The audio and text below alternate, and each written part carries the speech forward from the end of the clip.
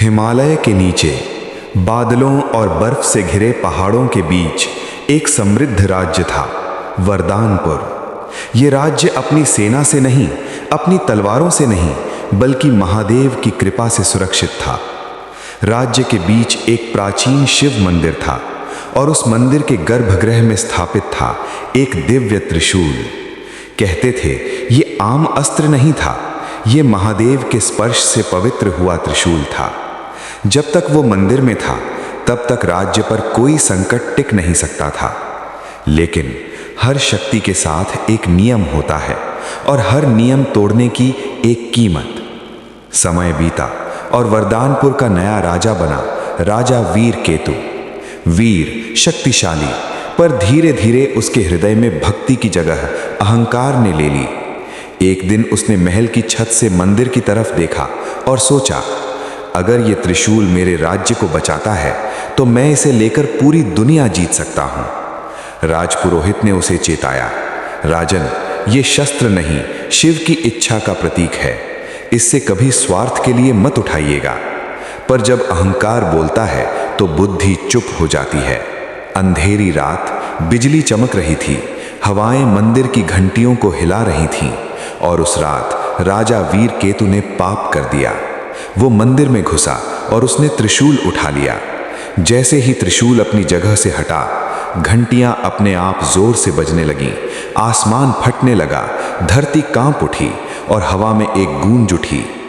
शिव का अस्त्र अधर्म के हाथ में नहीं रहता। लेकिन राजा ने उस आवाज को नजरअंदाज कर दिया। युद्ध हुआ और वीर केतु ने त्रिशूल का इस्तेमाल किया। जहां वो त्रिशूल घुमाता, शत्रु सेना टूट जाती। आग, बिजली, तबाही सब उसके एक वार से फैल जाते। राजा जीत रहा था, लेकिन उसकी हर जीत के साथ राज्य हार रहा था। फसल सूखने लगी, नदी का पानी काला होने लगा। रात को शहर से अजीब रोते हुए आवाजें आने लगी। लोग बीमार पड़ने लगे, पशु पानी पीने से इनकार करने लगे।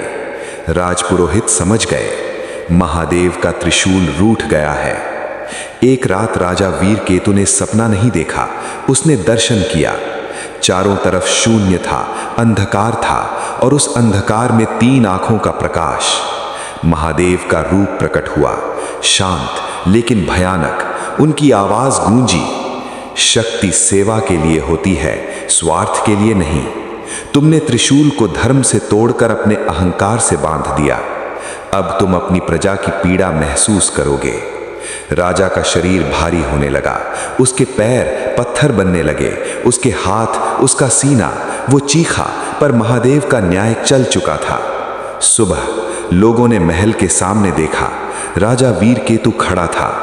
आंखें खुली, चेहरा भय से जमा हुआ, पर पूरा शरीर पत्थर का बन चुका था।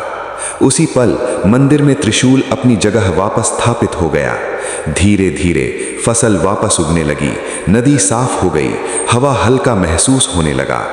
राज्य ठीक हो गया, पर महल के बाहर आज भी एक पत्थर की मूर्ति खड़ी है, याद दिलाने के लिए। महादेव दंड नहीं देते, वो सिर्फ संतुलन वापस लाते हैं। पर जो शक्ति को अपनी समझने लगता है, उसे सबसे पहले शिव छोड़ देते हैं। हर हर महादेव। अगर आपको ऐसी ही रहस्यमयी और अद्भुत हिंदू कथाएं पसंद हैं तो चैनल को सब्सक्राइब करें, वीडियो को लाइक करें और कमेंट में लिखें हर हर महादेव। अगली कथा और भी ज्यादा रोमांचक होगी। मिलते हैं अगले अध्याय में।